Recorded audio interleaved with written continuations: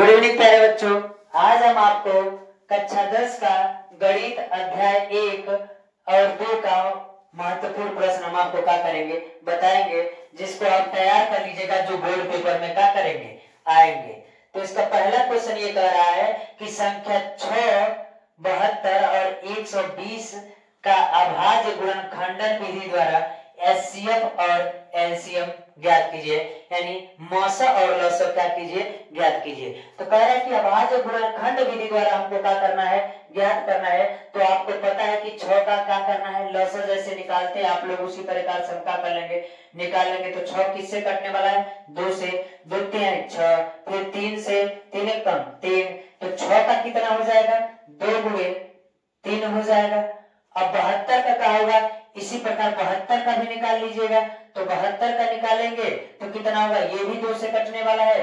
तो कहेंगे 2 2 3 6, 2 छक्के 12, अब किससे कटेगा 2 से, तो ये कितना हो जाएगा 18 गुना 36, फिर ये किससे कटेगा तो 2 से, तो ये हो जाएगा 9, और ये किससे कटेगा 3 से, तो हम कहेंगे ये कितना हो जाएगा 3 3 के 9, और फिर ये 3 से कटेगा तो 3 1 कम 3, यानी हम कह सकते हैं कि तब इसका क्या होगा 72 का क्या होगा। तो 72 का हम कह सकते हैं 72 का हो जाएगा आपका 2 गुणे 2 गुणे 2 गुणे 3 गुणे 3।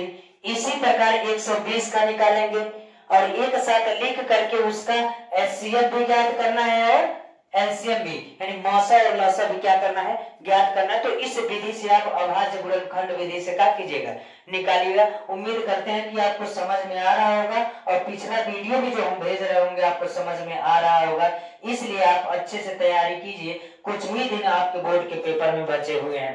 अगला टॉपिक कह रहा है कि अभाज्य गुणनखंडन विधि द्वारा 96 404 का एचसीएफ ज्ञात कीजिए, यानी किसका निकालना है अभाज्य गुणनखंड विधि द्वारा 96 और 404 का, इसी विधि द्वारा हम निकाल लेंगे तो एचसीएफ निकल जाएगा।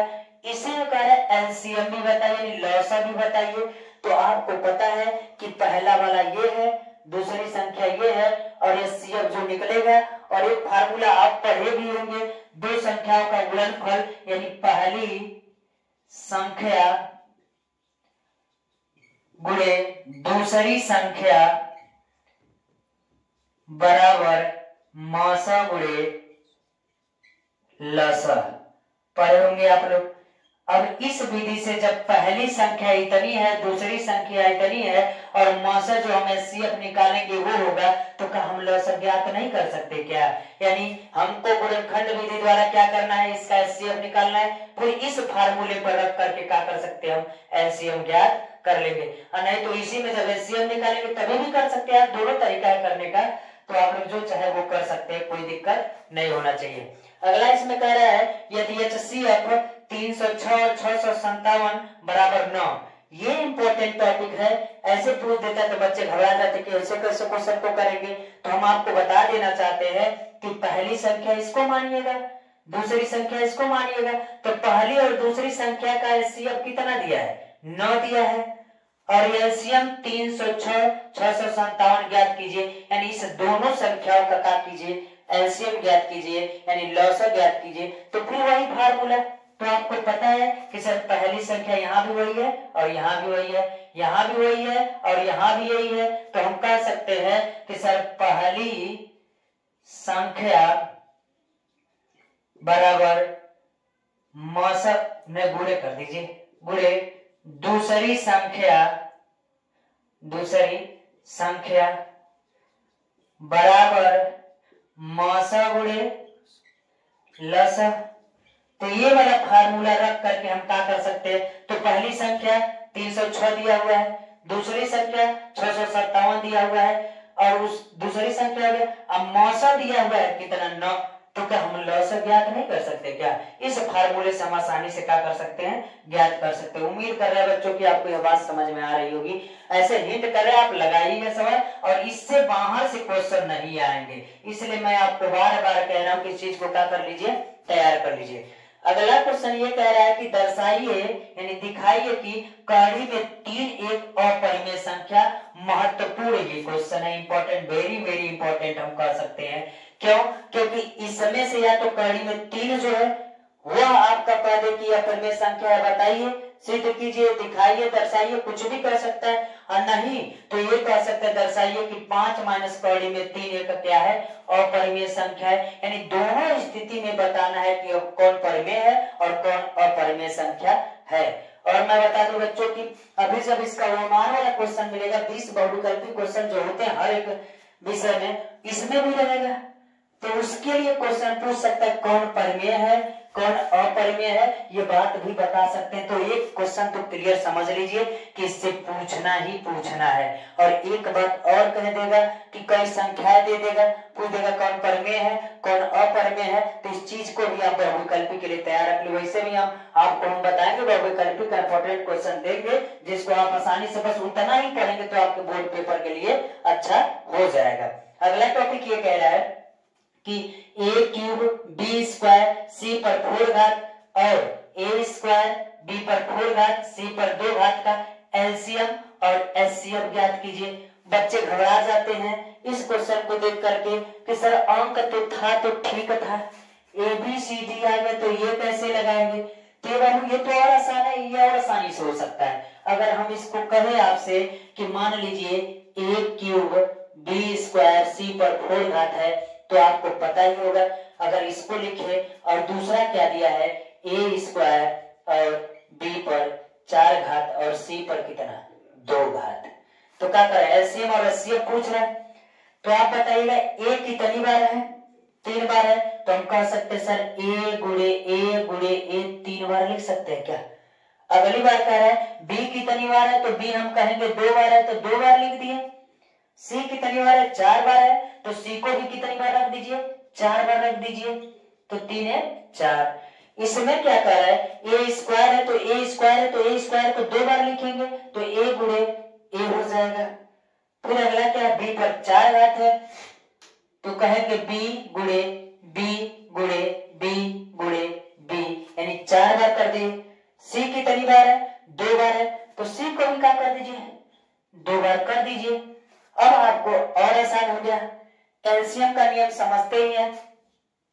एलसीएम क्या कहता है, एलसीएम ये कहता है कि जो दोनों में मिलेगा उसको तो एक बार लिखते हैं, जो नहीं मिलता है उसको भी लिखते हैं। तो देखिए ए इसमें भी है इसमें भी है, दोनों मिल रहा है तो एक बार लिख लीजिए। अब उसके बाद फिर ये भी मिल रहा है तो ये भी एक बार, तो गुणे ए हो जाएगा। क्या और कोई मिल रहा है क्या। और मैं बता दूं एलसीएम ज्ञात करना होता है तो पहले एचसीएफ ज्ञात कर लेना, इससे बेहतर होगा कि आप एचसीएफ ज्ञात कर लीजिए। एचसीएफ ज्ञात करने का तरीका होता है जो दोनों में मिलता है बस वही होता है आपका एचसीएफ। तो दोनों में कौन मिल रहा है, ये मिल रहा है ये मिल रहा है, और कौन मिल रहा है ये मिल रहा है और ये मिल रहा है, और है क्या कोई, तो कहेंगे एक सी ये है और एक सी है। क्या और कोई है क्या जो दोनों में मिल रहा है, तो नहीं है। तो ए कितनी बार है, 2 बार है, तो ए स्क्वायर लिख देंगे इसको। बी कितनी बार है, 2 है, तो बी को भी स्क्वायर लिख दिए। सी कितनी बार है, 2, तो ये भी कितना हो जाएगा 2। तो मौसा का क्या कंडीशन होता है कि जो दोनों में रहता है वो एक बार लगा दीजिएगा, तो हमने क्या कर दिया लगा दिया। अब लौसा का क्या होता है, तो लौसा का भी नियम वही होता है कि जो मिलेगा एक दोनों में वो भी होगा, जो नहीं मिलता वो भी होगा। यानी जब नहीं मिला तो इसको भी लिखिएगा, ये नहीं मिला इसको भी लिखिएगा, ये नहीं मिला सब मिला करके जो मिले दोनों में वो भी लिखते हैं और जो नहीं मिले वो भी लिखते हैं। इसलिए आप कह सकते हैं हम कि इस टॉपिक को यानी अध्याय 1 से आपका क्वेश्चन क्या हो गया।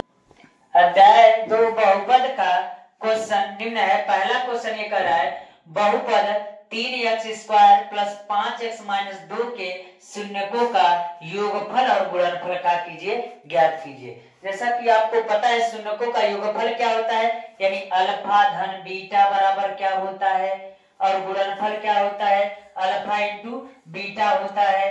तो इसका क्या होता है, तो माइनस बी बाई ए इसका होता है और सी बाई ए इसका होता है, आपको पता ही है। तो कह रहा है इसमें शून्यकों का योगफल और गुणनफल बताइए। तो योगफल और गुणनफल पूछ रहा है, तो योगफल तो माइनस बी का मान कौन है, तो -5 है, 5 हो जाएगा तो इसमें जाएगा तो माइनस हो जाएगा। फिर ए का मान कितना है, 3 है। उसी प्रकार योगफल और गुणनफल को आप क्या कीजिएगा, ज्ञात कीजिएगा। अगला क्वेश्चन ये कह रहा है यदि द्विघात बहुपद k minus 1 x square plus के एक्स प्लस 1 के शून्यक में से एक शून्यक -3 है, या 3 कुछ भी दे सकता है, तो दूसरे शून्यक का मान क्या कीजिए, ज्ञात कीजिए। क्या होगा, मैं आपको बता दूं, या तो k का मान कहेगा निकालने के लिए, या तो k का मान निकालने के लिए कहेगा, या हो सकता है कि c का मान कह दे, या हो सकता है a का मान, लेकिन एक क्वेश्चन तो कंफर्म है कि इससे देगा, या तो a का मान, या तो k का मान, चाहे c का मान, किसी का निकालने के लिए आपको देगा। जैसे कि अगला क्वेश्चन में दिया भी है कि x cube minus a x square plus x plus 3, तो इसमें कह रहा है का एक शून्य कितना है, a है, तो दूसरा शून्य कह रहा है a है, तो a का मान बताइए, यानी एक शून्य का दिया है कितना, a, तो कह रहा है इसमें a का मान का कीजिए बताइए। तो इसको भी आप लोग क्या कर लीजिएगा, सेम विधि से लगेगा, इसमें कोई दिक्कत होगा नहीं आपको। अब इसमें a का मान हमने कहा k भी कर सकता है, c भी कर सकता है, इस प्रकार आप इसको पढ़ लीजिएगा। ये बोर्ड पेपर के लिए बहुत महत्वपूर्ण है, इससे ज्यादा क्वेश्चन पूछता नहीं है, लेकिन एक दो क्वेश्चन ऐसे हैं जो इससे पूछे थे, कंफर्म है। अब जरा देखिएगा अगला क्या कह रहा है, द्विघात बहुपद x square plus 7x plus 12 के शून्यक ज्ञात कीजिए और शून्यकों तथा गुणांकों के बीच के संबंध की सत्यता की जांच कीजिए। कह रहा है शून्यक भी ज्ञात कीजिए, यानी इसका योगफल और गुणनफल भी ज्ञात कीजिए, और ज्ञात करने के बाद आपको क्या करना है, सत्यता की जांच भी करना है। और इसमें आपको पता होगा सर ए बी सी आता है, तो हम कहां से निकालेंगे, तो जो समीकरण दिया रहता है इसको x square plus 7x plus 12, जब इस समीकरण को तुलना कर देंगे किससे, a x square plus b x plus c बराबर किसके, 0 को मान सकते हैं, कोई दिक्कत नहीं। तो आपको लग रहा है तो a का गुणनफल क्या है, 1 है, कुछ नहीं तो 1 है। अब b का क्या है, 7 है, c का क्या है, 12 है, x वाले वैल्यू को हम क्या कर देते हैं, छोड़ देते हैं। तो आसानी से आपको a b c का मान पता चल जाएगा, और इस प्रकार आप क्या कर सकते हैं, मूलों का योगफल और गुणनफल निकाल करके सत्ता की जांच कर सकते हैं। इतना क्वेश्चन आपका था अध्याय 1 और 2 से। अगले अध्याय का मैं क्वेश्चन जल्द ही आपको दूंगा। धन्यवाद।